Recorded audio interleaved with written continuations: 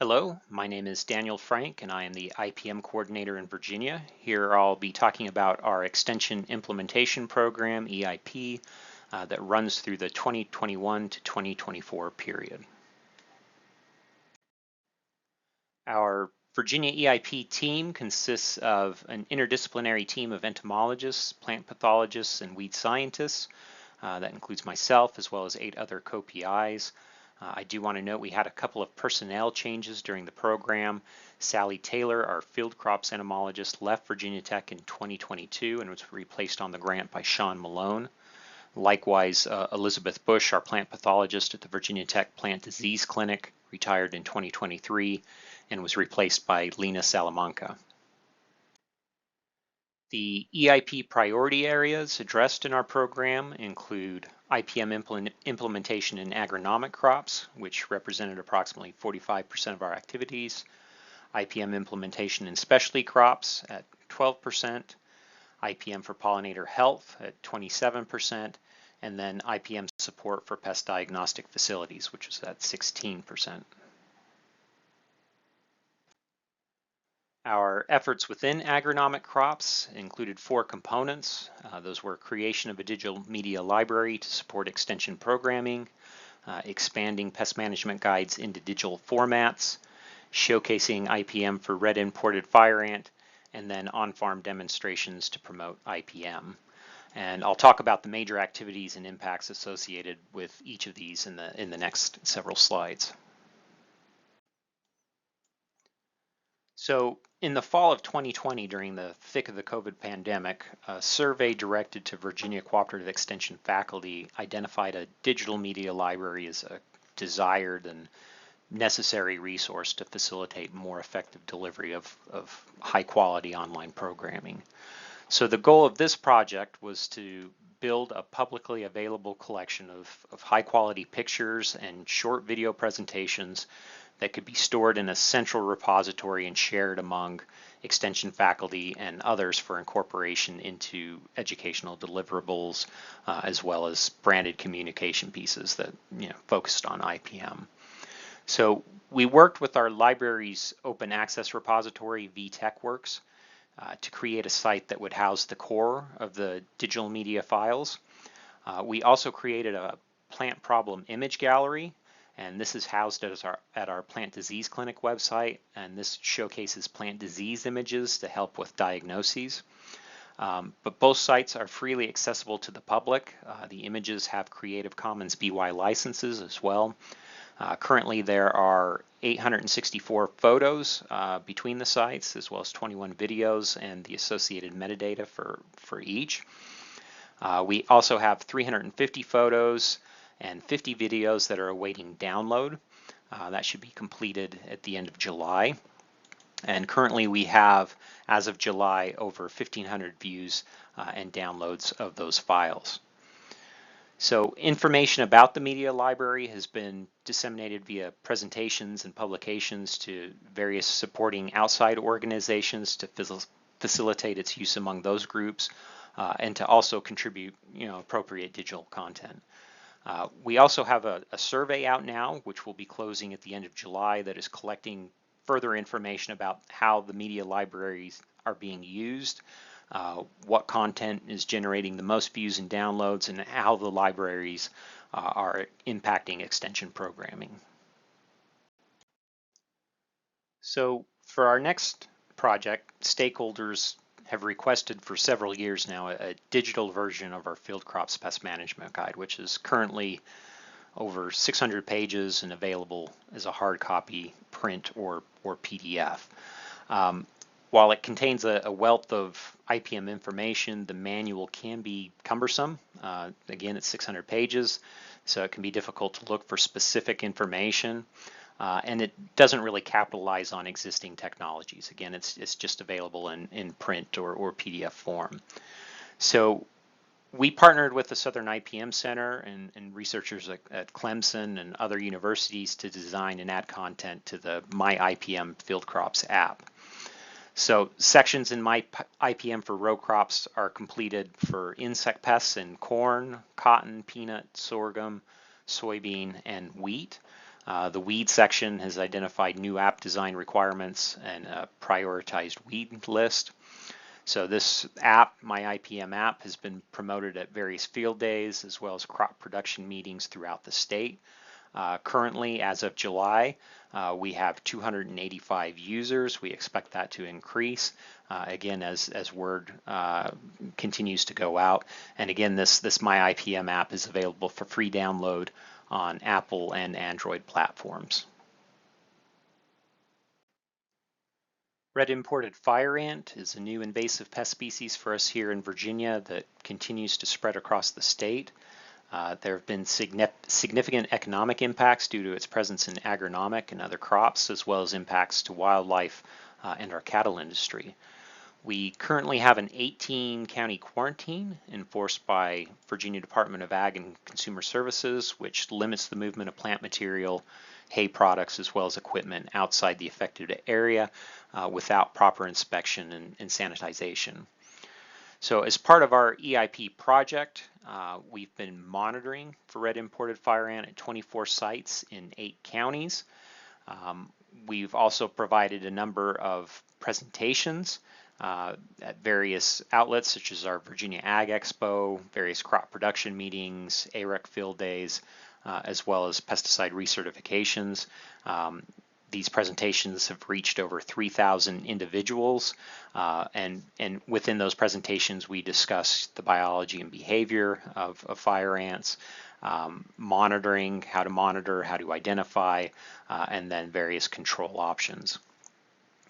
We've also done some demonstrations. Again, those monitoring sites that we have, we kind of demonstrate how to monitor for red imported fire ants, and then also provide some information as well as you know how to bait mounds and control fire ants.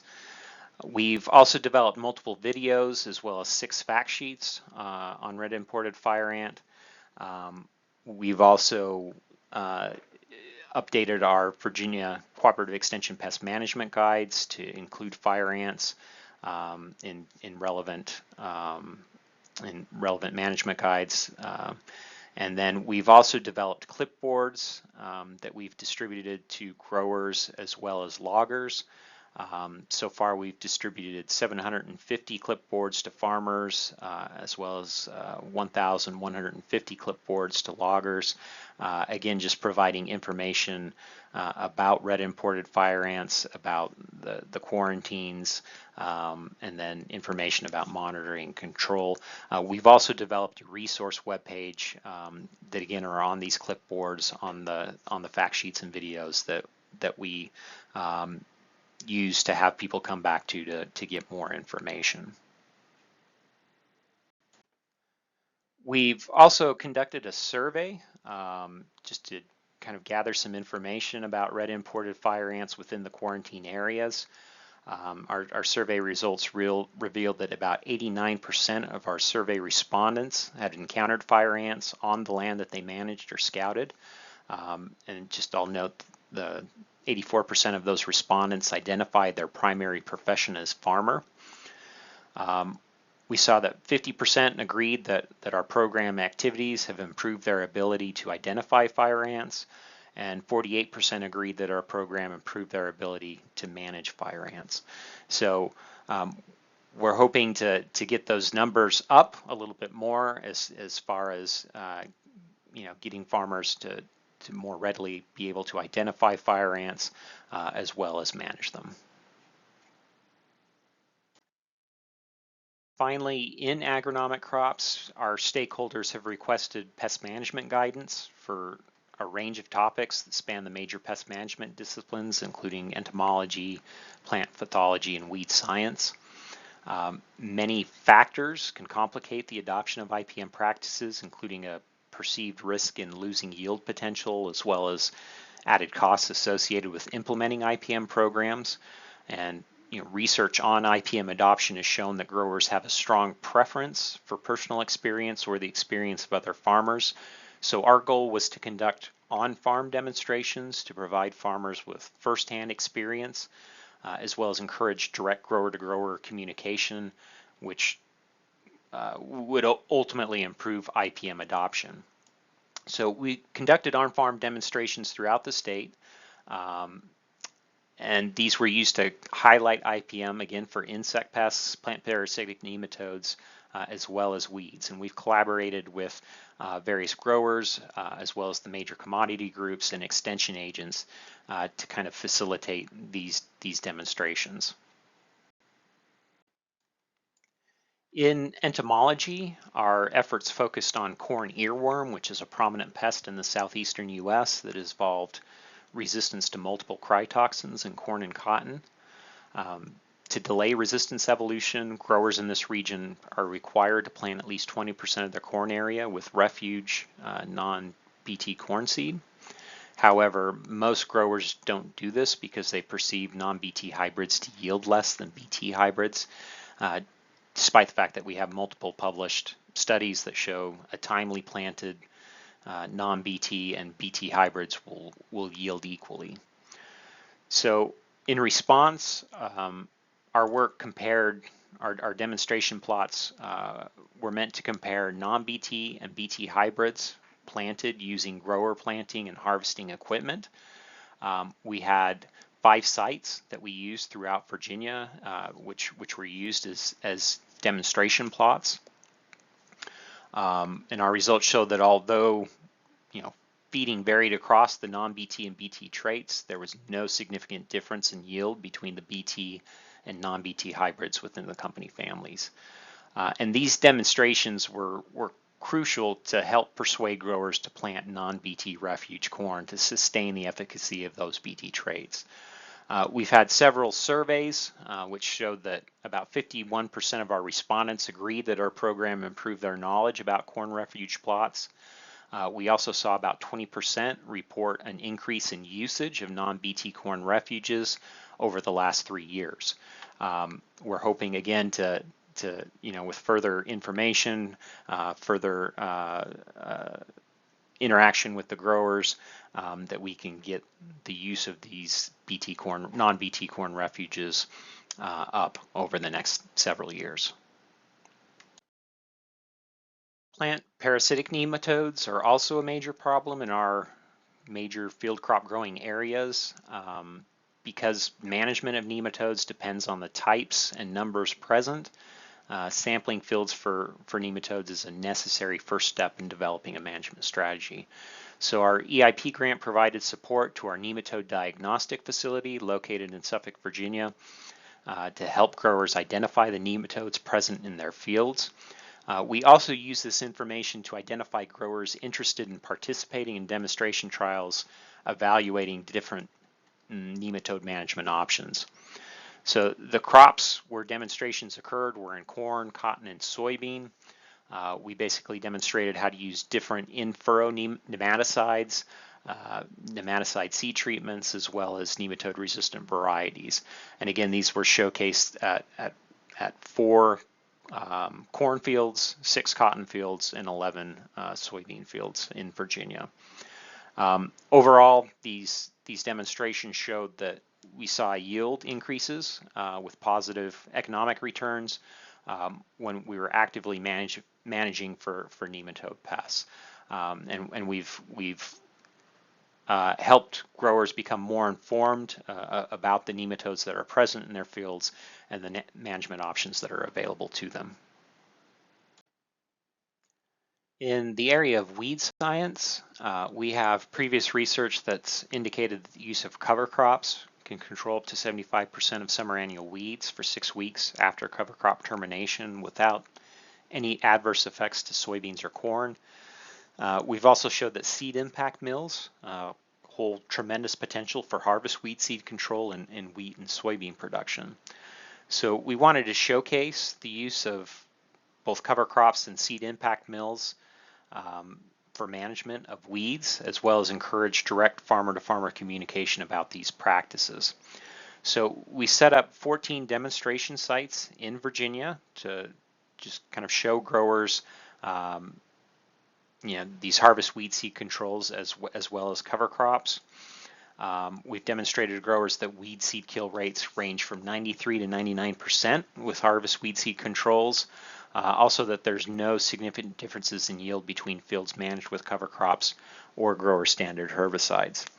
So we do have surveys out that are collecting information about grower practices to see the impacts of these management strategies as well as their use among growers in Virginia. So as part of all of our on-farm demonstrations, we've given presentations, just kind of showing the results, providing more information about these different IPM practices. We've given over 90 extension presentations delivered at various events throughout the state, such as our Virginia Ag Expo, various crop production meetings, field days, pesticide recertifications, and these have reached over 5,000 stakeholders. We've also created videos and fact sheets, again, documenting these demonstration trials. And we've used the information as well within our pest management guide updates. So providing new information or updating information within these guides. As I mentioned, we do have some surveys out collecting information about behavior changes to look at how these practices are being adopted by growers throughout the state. Next, we have specialty crops, and within this priority area, we specifically focused on nursery crops, which represent 8% of Virginia's farm cash receipts. Also because pest management is a significant operational expense for nursery growers, and that's because there's a low tolerance in these crops for yield, quality, or aesthetic loss reflected as any type of plant damage, and that's due to the demands from consumers.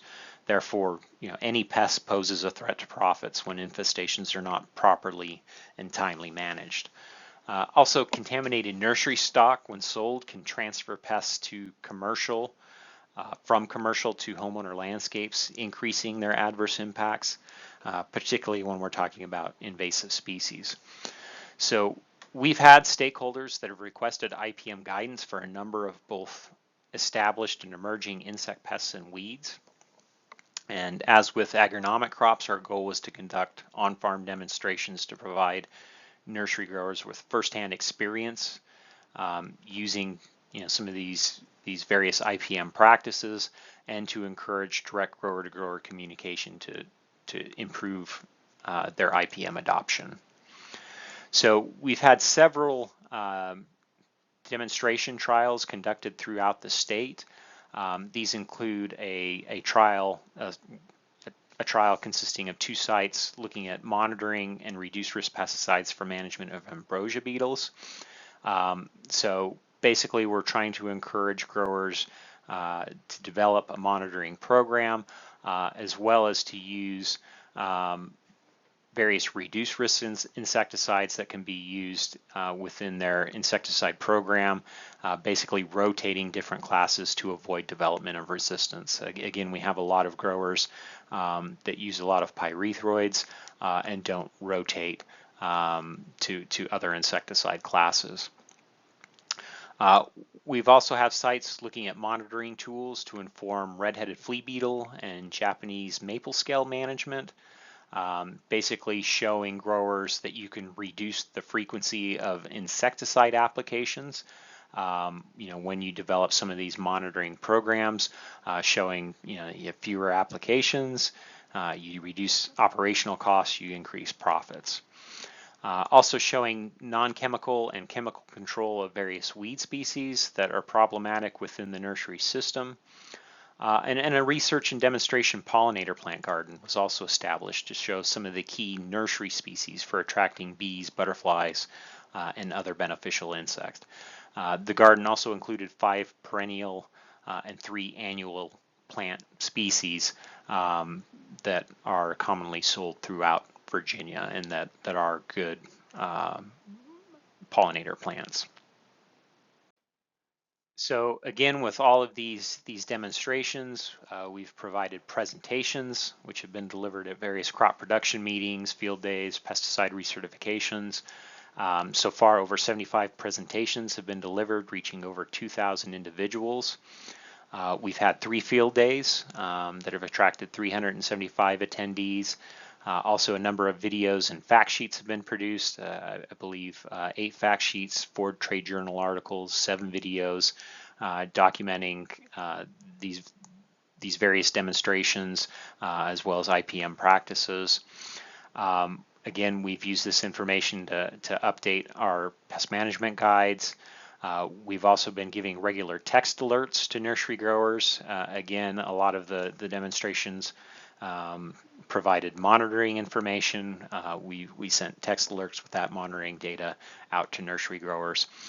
We've also conducted IPM training workshops. We've conducted 4 of those over the past 3 years. Again, focusing on identification, monitoring, and management of these various pest species. And we've trained over 40 nursery growers with those workshops. So within the priority area of pollinator health, we've had several efforts. Those include establishment of a Virginia Bee Cooperators Group, expansion of our apiary programming, and development of a varroa mite crash course. So our Virginia Bee Cooperators is a network of Virginia Cooperative Extension agents who are interested in learning more and working closely with honeybees and pollinator health.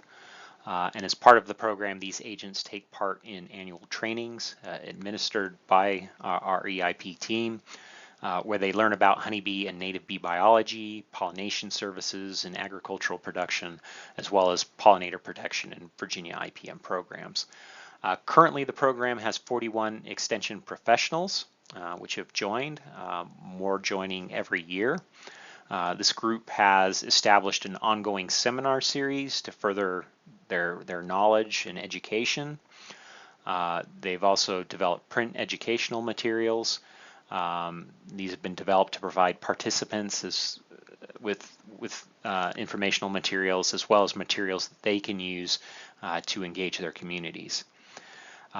They also work collectively to advertise pollinator health programs throughout the state. They've started engagement with 4-H programs as well as development of materials for multiple stakeholder demands within Virginia Cooperative Extension. For our apiary programming, we have established teaching apiaries at 3 sites. And again, these are to support regional training of our agents as well as Virginia 4-H and the various beekeepers throughout the state. We've engaged and trained Virginia State Beekeepers Association members, and these connections were leveraged to host regional workshops, again to advance understanding of honeybee biology and management. And finally, we have developed a varroa mite crash course. So far we've held 7 in-person workshops across Virginia and 1 concurrent online session that was in 2023. So far we've engaged 346 beekeepers covering topics such as the varroa mite life cycle, varroa mite IPM practices, in-hive IPM. We've provided take-home materials with this program, a varroa mite sampling kit, the presentation handouts, as well as tools for varroa management, guidelines from the Honeybee Health Coalition. And finally, we have our secondary priority area, support for pest diagnostic facilities. Virginia Cooperative Extension has 4 main service laboratories at Virginia Tech that cover the range of plant pest problems. The samples submitted to the service labs represent a broad array of crops in addition to samples from home landscapes and gardens. So we have a weed identification clinic, a plant disease clinic, insect identification laboratory, as well as a nematode assay laboratory. And our EIP grant was used to help maintain and improve our pest diagnostic capabilities, which our clientele have come to depend on. So some diagnostic sample highlights during the 2021 to 2024 period. We've had 154 weed, 924 plant disease, and over 2,600 arthropod diagnoses and IPM-based recommendations that have been delivered to clientele. Within these samples, we've seen 10 detections of elm zigzag sawfly. It was a first state discovery for us in 2021, an invasive pest. We've also found 18 new detections of red imported fire ant, and we've also found 43 host plant records, new host plant records for spotted lanternfly. Our pest diagnostic facilities have been providing presentations at a number of crop production meetings, AREC field days, pesticide recertifications, as well as master gardener trainings. Again, just talking about some of the invasive pests that they are encountering in the state, as well as some of the important established pests in the state as well. And they have produced a number of fact sheets and updated fact sheets on a range of pests. Our diagnostic facilities have also developed a number of new detection methods, implemented a number of new detection methods for a range of plant diseases, as well as insects, hybrid fire ants, which we found in the southwestern part of the state. And that's again to increase our services to our clientele. And we also have surveys which are collected from commercial, home grower, and service professionals, trying to gather information from those client groups to see how our diagnostic clinics have increased their knowledge and help them with management. And so I just wanted to highlight a few things from the surveys. Our respondents have agreed that our diagnostic clinic services increase their knowledge of plant and disease problems, abiotic problems, as well as alternative control tactics. Our commercial respondents have agreed that our diagnostic clinic increases crop quality, 94% have said that, as well as profitability, which 57% have said that. And it has allowed them to develop a more strategic IP approach in their operation, which is 80%. Finally, I'd like to acknowledge the support of the USDA NIFA Crop Protection and Pest Management Program, which supported our extension implementation program projects. Thank you.